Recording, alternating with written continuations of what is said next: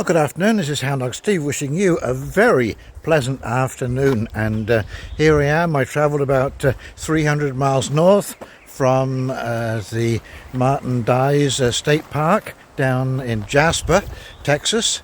And I am now just a little ways away from the town of Atlanta and still in Texas. And this is the Atlanta State Park. And I don't know if you can see. Well, let's turn you around so you can take a little look at the campsite. I mean, this is absolutely unbelievable, ladies and gentlemen. You know, I'm going to do a little travel log here, but look at the size of this campsite.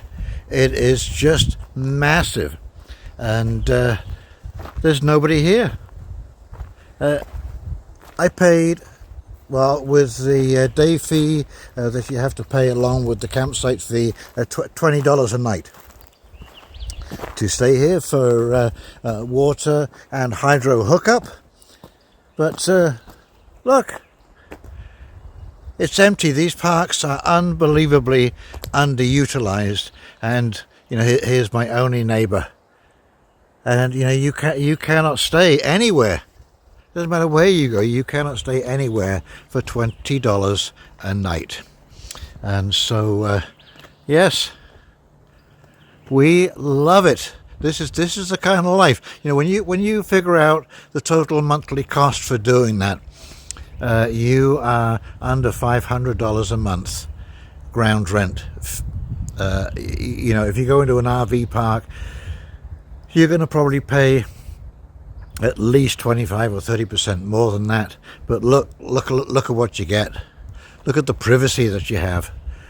Jasmine loves it here, and of course we have. Look at these tall pines. Well, this is the last really nice day that we've got because the rain comes in not tomorrow night.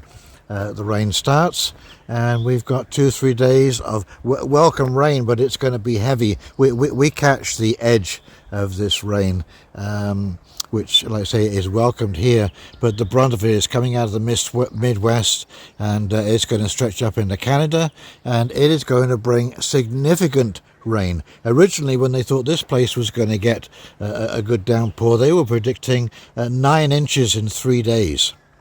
So if you are planning to travel down through the US, I can highly recommend using their state park system. Just about every state that you go through has its own state park system, and some are more expensive than others. I guess it depends on how popular they are, but I can highly recommend them. Is there a downside? The only downside I can see is you have a 14-day maximum stay limit. Now you can rebook for another period, but you have to leave for at least 24 hours and then return. But they are completely safe. They are policed by the park police, not the regular police. But so there is that aspect to it, and the rules and regulations, they are not out of the ordinary if you're not a party head, if you get what I mean.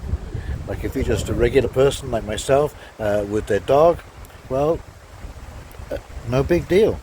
Don't tell anyone, but I've even sat outside on a hot afternoon and had a beer at the picnic table here.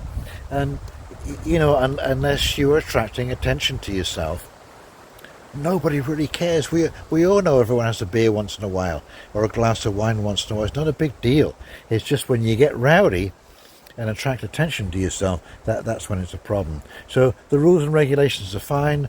The facilities that you have, showers and so on and so forth, are great. The only downside again about that is that there's no laundry, so you usually have to drive into town, and most of the parks are located away from city centres, so you know there's usually a bit of a drive. I think we're about 8 or 10 miles from Atlanta itself, so take that into account. But yes, if you're traveling to the US and you want to have a great safe way to travel, like I say, with a beautiful large campsite, you know, I mean, I got to admit, at the RV site down in Port Isabel, you know, we were packed in like sardines.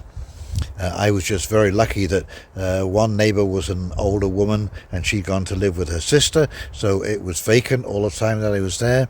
And on the other side there was a lovely young lady who basically, I think she sold real estate, but she was away 90% of the time, so I pretty much had the place to myself. But we were crammed in. There was absolutely no doubt about it, and it was expensive, I think, for what it was.